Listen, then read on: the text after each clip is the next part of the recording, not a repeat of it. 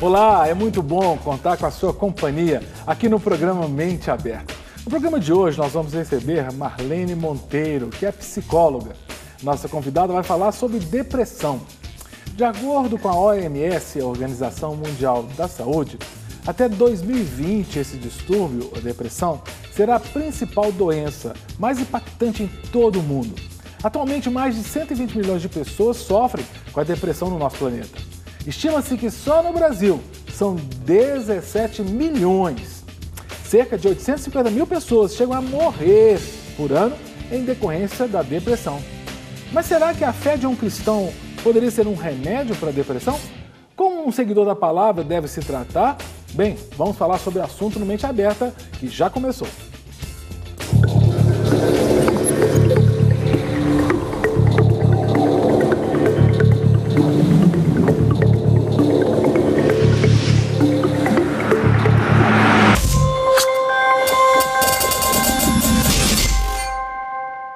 E estamos aqui hoje no estúdio da Rede Super com a Marlene Monteiro, que é psicóloga. Marlene, seja muito bem-vinda ao Mente Aberta para discutir esse tema tão importante que é a depressão. Eu que agradeço a vocês e ao convite. Eu imagino que muitos ainda têm aquela ideia de que depressão é mais uma fraqueza da pessoa. A pessoa, se ela tiver fibra, se ela tiver raça, ela vence a depressão. Existe esse mito ainda, né, Marlene? Tem muito esse mito. Isso é uma opinião, né? Que na verdade não é isso. A depressão, eu costumo dizer e falo isso muito para os meus clientes, que é a depreciação. O que é depreciação? É quando a pessoa não se vê, não se olha e não se valoriza. Talvez entre aí a fé, né? Porque alguém nos criou e ele criou com leis, com valores. E de repente a gente não acredita nisso. E de onde vem esse descrédito? Vem da nossa história. Como a gente foi educado, a maneira como foi tratada uma criança, e ali foi formatando memórias e emoções, frustrações, decepções, e as pessoas vão negando essa história. Ao negar a história, ela nega a si mesma, e aí ela vai perdendo a esperança de viver. Isso é o que a gente nomeia hoje como depressão, que futuramente vai somatizar, vai trazer as doenças físicas, psicológicas. No caso aí, então, talvez seja uma comorbidade, não sei.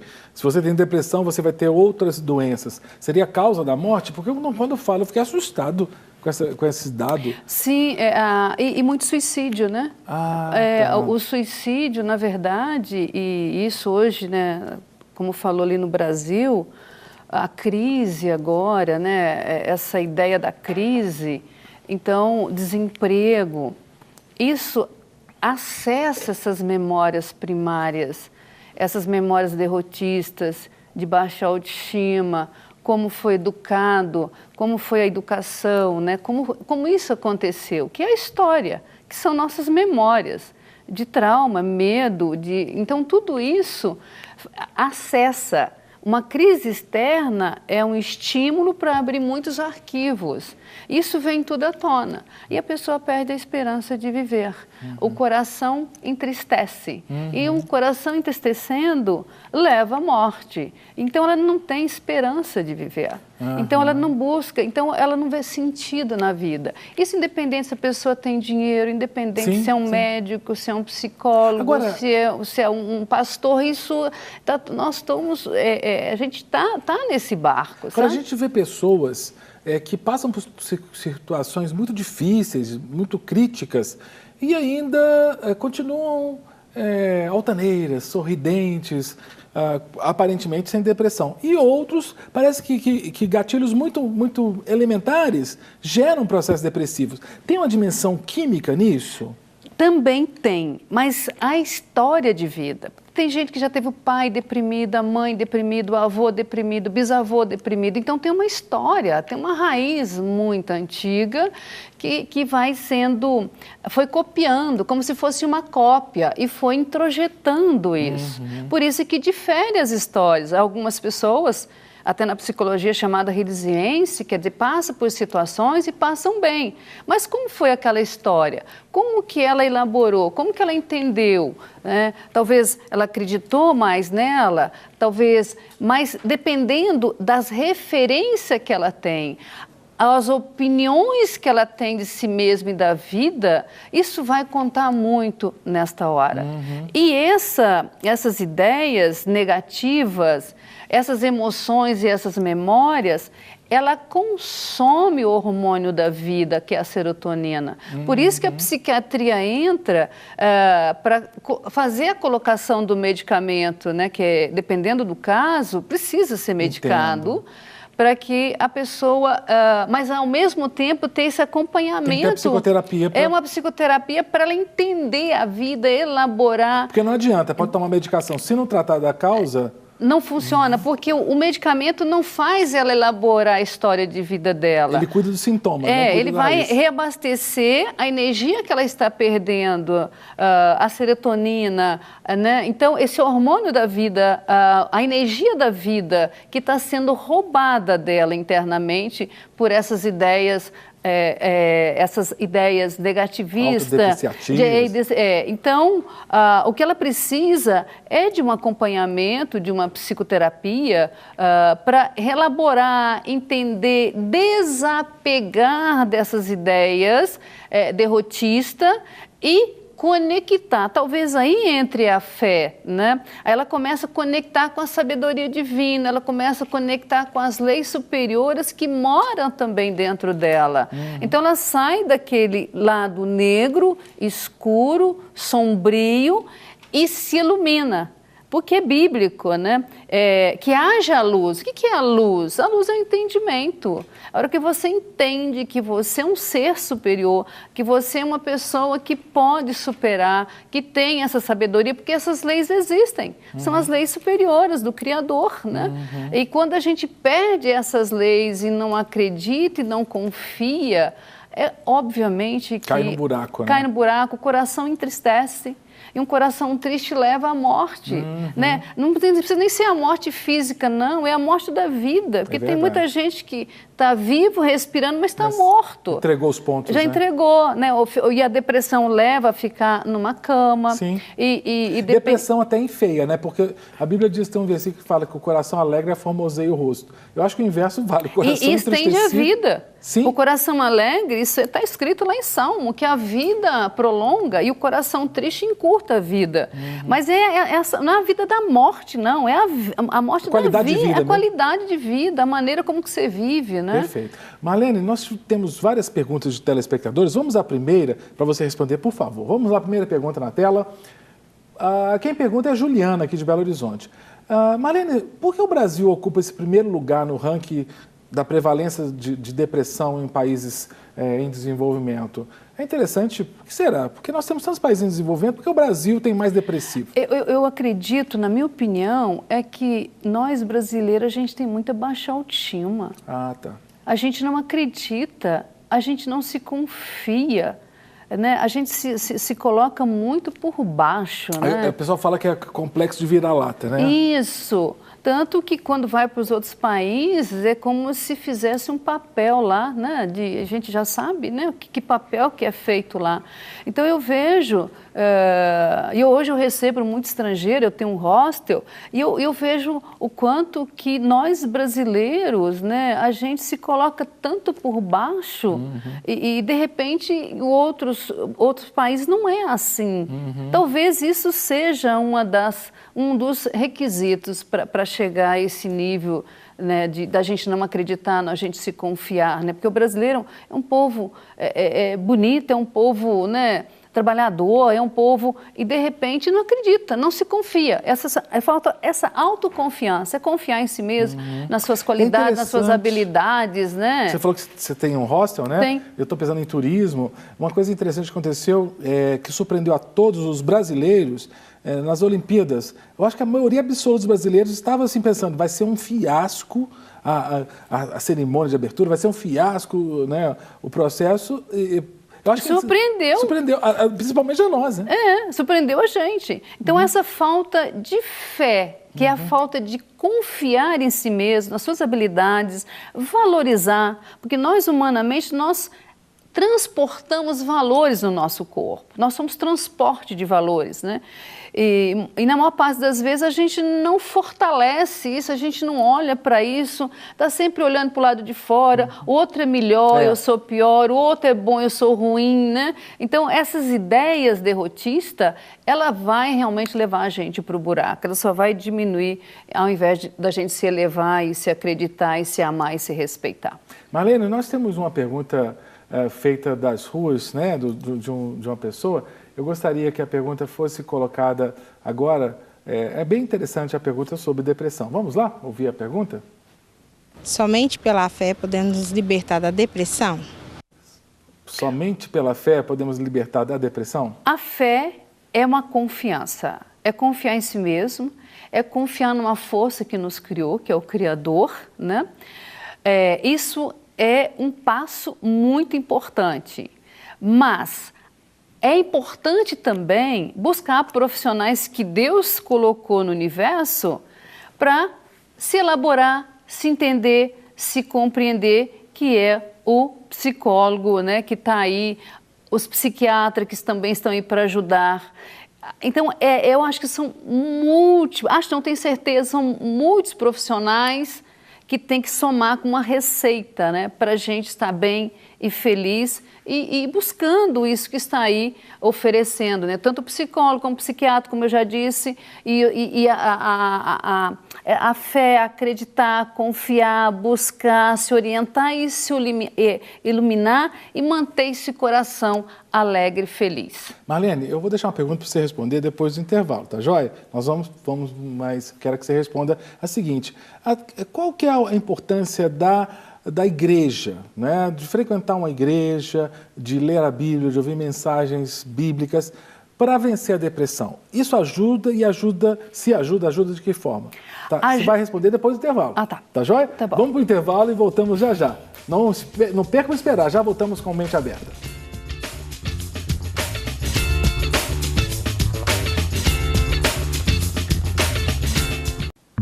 De volta com o programa Mente Aberta de hoje, que trata desse tema tão interessante, depressão. Depressão e fé. E quando a gente fala de fé, a gente pensa em igreja, pensa na nossa relação com Deus.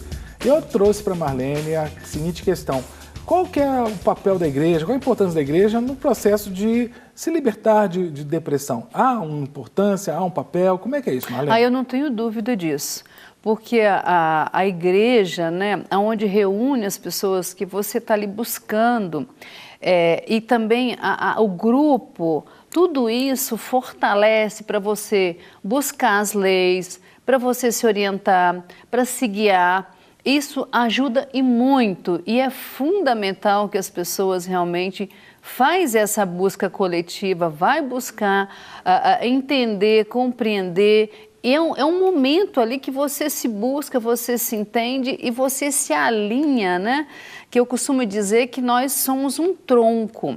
Quando você perde esse tronco da árvore, se torna só o galho, você fica frágil.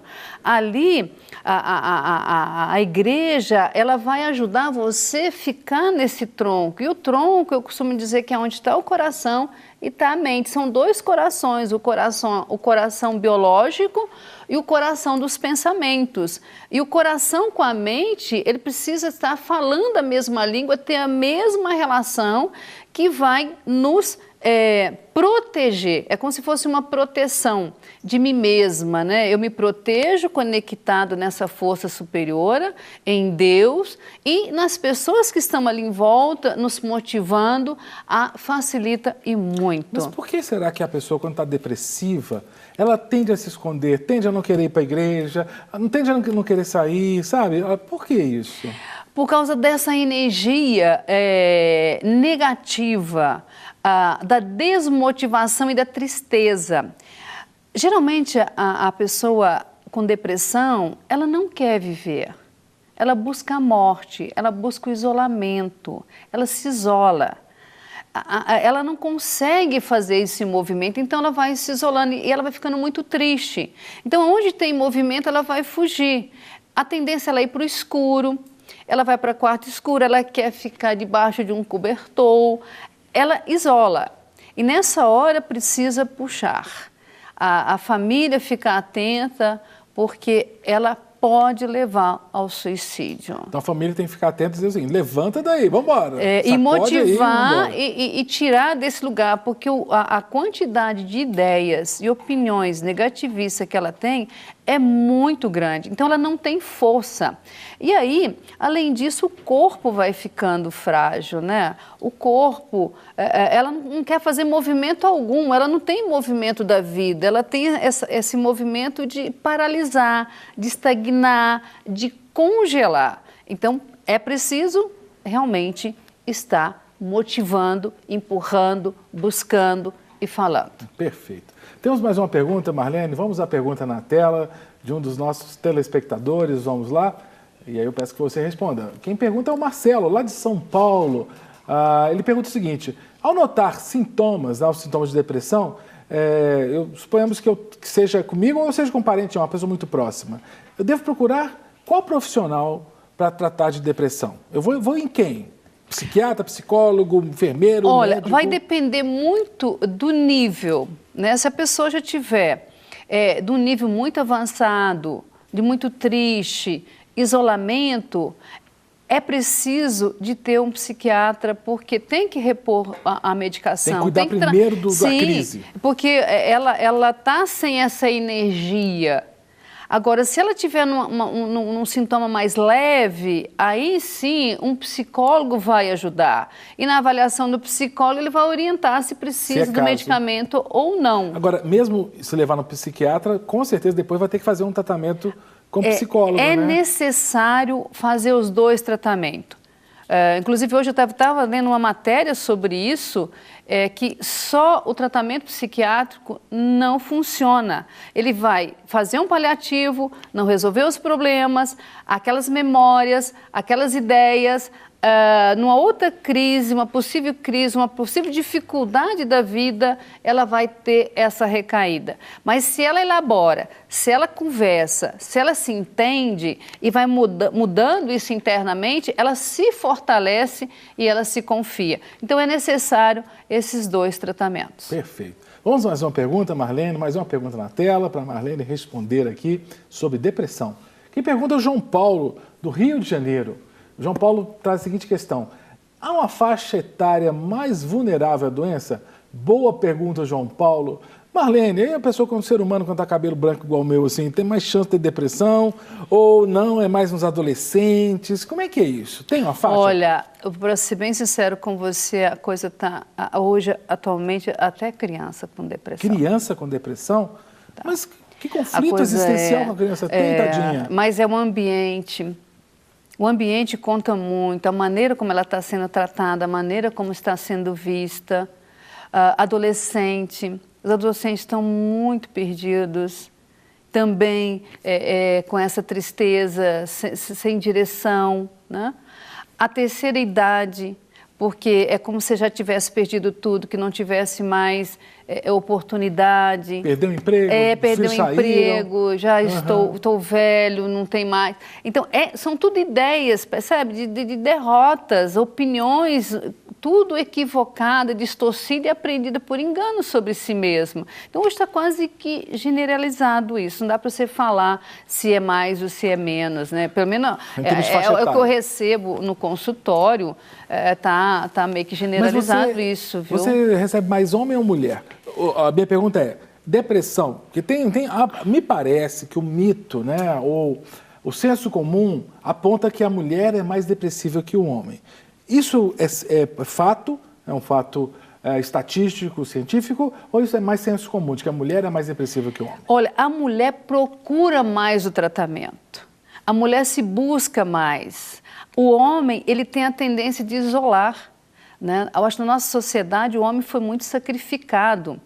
Então, ele não busca, por achar que isso seja uma fraqueza, e aí ele não vai buscar o tratamento. Por isso é que aparece que a mulher realmente é a mais depressiva, não, é porque ela procura tratamento, ela começou a dar problema, ela já está buscando, ela já está se cuidando, e o homem não, né? Talvez ele possa ver isso como fraqueza, porque ele é homem, ele é forte, e na verdade só são mitos, só são ideias totalmente que não tem nada a ver, humana. Pode ter depressão do mesmo jeito, né? É como se não pudesse ter depressão, e tem do mesmo jeito, tanto o homem quanto a mulher, nessa travessia da vida, né, nessa jornada que não é fácil para ninguém, superar os obstáculos, desafios, né, e manter mesmo assim caindo, mas aprendendo a levantar, não é para qualquer um, né? Então, não é fácil, é menos fácil, mas o mais importante é que tem profissionais e que a gente está aí para ajudar a equilibrar e elevar as pessoas para a sua jornada com mais clareza, com mais leveza e com mais entendimento. Eu já ouvi dizer, Marlene, que há uma associação de depressão com perda. Isso é fato?